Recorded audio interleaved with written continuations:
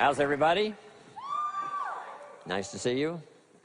Thanks for coming today. I appreciate it very much, and I'm just delighted to be here. How many of you have never seen me before? This is your first time. Wow, everybody. I keep thinking I'm famous, but I guess, you know, that settles that. Anyway, nice to see you. I've got some interesting ideas to share with you. If you're ready, say I'm ready. And if you'll take some good notes, I got some lists for you to make that you can take home with you and ponder at later times. Some of the things I want to share with you.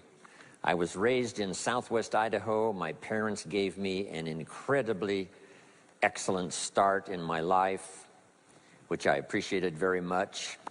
But I quit school at age 19, unfortunately. My reasoning was, I'm smart enough to get a job. How much smarter do you need to be? And with that shallow thinking, I quit school, age 19, and got a job, went to work. A little while later, got married, started a little family, and I'm struggling and, you know, trying to do my best. But it seems like each year I'm falling just a little bit further behind. Finally, age 25.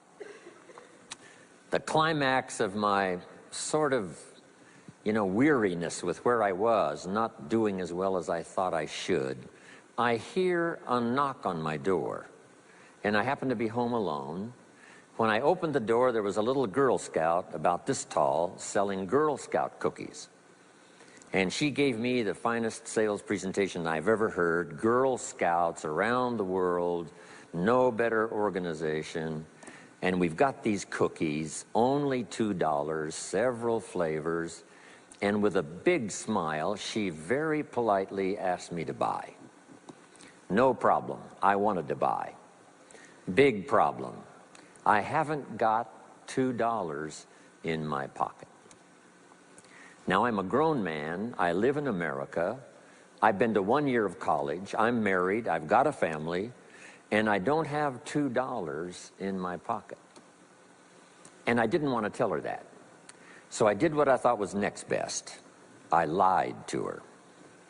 I said, hey, look, I've already bought lots of Girl Scout cookies. I've still got plenty in the house that we haven't eaten yet. And she said, oh, that's wonderful. Thank you very much. And she leaves. When she leaves, I say to myself, I don't want to live like this anymore. I mean, how low can you get lying to a Girl Scout? I mean, that's about as low as you can go.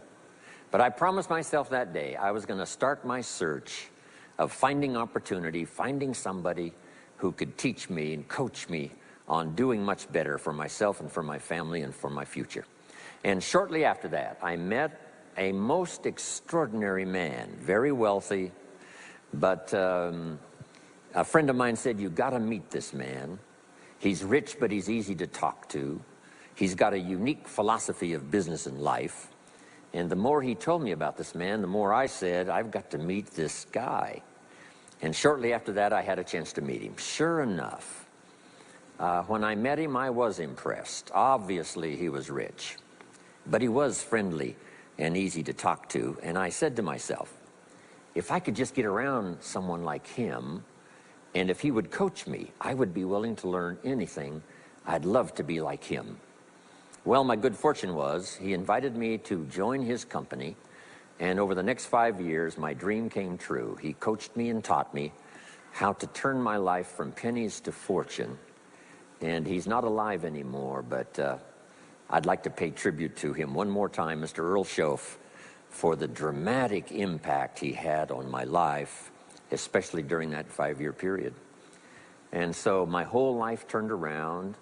I made my fortune by the time I was 32, starting at age 25. And some of the ideas that I want to share with you today came from that 5-year experience. Then from there, I got into lecturing and giving seminars, and I've written a few books. And my career now spans about 41 years.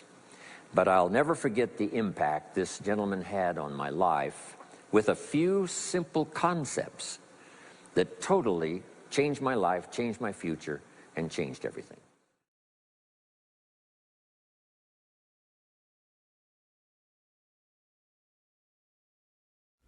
Let me give you the day that turns your life around as quickly as I can. I got 4 parts to the day that turns your life around, and then we're finished for the day. Number 1, disgust. Disgust. Disgust is a negative emotion, but it can have a very positive, powerful effect. Disgust says, I've had it. What an important day that could be. I've had it.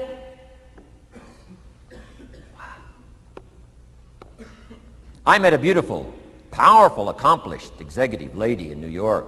The company invited me to come in. This lady was a vice president, extraordinary lady. I got to know her, and I found out her story. I said, how did you get here? Big income.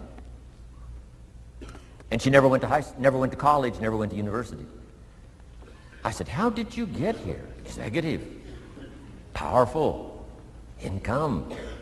She said, well, let me tell you part of the scenario. She said, when I was a young mother a few years ago, she said, one day I asked my husband for $10. And he said, what for?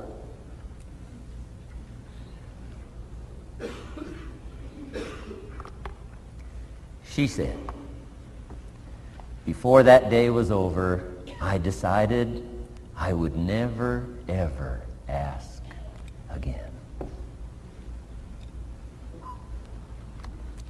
She said, I started studying opportunity, found it, took the classes, put myself through the schools, did the scenario. Now I'm vice president. I make a lot of money. And she said, I kept my promise. I've never, ever had to ask again. It's called a life-changing day. The day you say, enough is enough. Now, if you can add an act to your disgust, it helps. A man takes a shotgun to his car, blows out every window, destroys every tire, puts 100 rounds in it, and says, I've driven this embarrassing thing for the last time. And then he saves it. He saves it. And later when somebody says, how did you become rich and powerful? He says, let me show you this car. One day I'd had it up to here, I blew it to smithereens. Enough is enough. Powerful. Here's the last 3. Next is decision. Decision making is a life-changing day. If you went home today and in the next few days cleaned up a list of decisions, it could furnish enough inspiration for the next 5 years, 10 years. What an inspiring day, the day you can bring yourself to decide. And here's the 3rd one, desire, wanting to bad enough. Who knows the mystery of that? We don't know. But here's something I do know. Sometimes desire waits for a trigger, waits for something to happen. Who knows what the happening may be? A song, the lyrics, a movie, the dialogue, a seminar, a sermon, a book, an experience, confrontation with an enemy, a conversation with a friend who finally levels with you. Whatever the experience it is, it's so valuable. And here's my best advice. Welcome all experiences. You never know which one is going to turn everything on. Don't put up the walls. The same wall that keeps out disappointment keeps out happiness. Take down the walls. Go for the experience. Let it teach you. And here's the last one. Resolve. Resolve says I will. 2 of the most powerful words in the language. Benjamin Disraeli said, nothing can resist a human will that will stake its existence on its purpose. Shortly put, I'll do it or die. Best definition of resolve I got from a little junior high girl, Foster City, California. I'm going through some words one day. I got to this one and I asked the kids, who can tell me what resolve means? Some didn't know, some tried. Interesting. The last one was the best. Little girl about 3 years back, she said, I think I know, Mr. Rohn. I said, what? She said, I think resolve means promising yourself you will never give up. I said, that's the best I've ever heard. She's probably giving seminars somewhere today, right? I mean, that's the best I've heard. I asked the kids, how long should a baby try to learn how to walk? How long would you give your average baby? Before you say, hey, enough's enough. No. Any mother in the world would say, you're crazy. My baby is going to keep trying what? Until. What a magic word. I want you to write it down. Until. Promise yourself you'll read the books until your skills change. You'll go to seminars until you get a handle on it. You'll listen to it until it makes sense. You'll go for it until you understand it. You'll practice it until you develop the skill. Never give up until, however long that is. Step by step, piece by piece, book by book, word by word, apple by apple. Walk around the block, walk around the block. Go for it. Don't miss the chance to grow, and resolve that you'll pay the price until you learn, change, grow, become. Then you'll discover some of life's best treasures when you pay that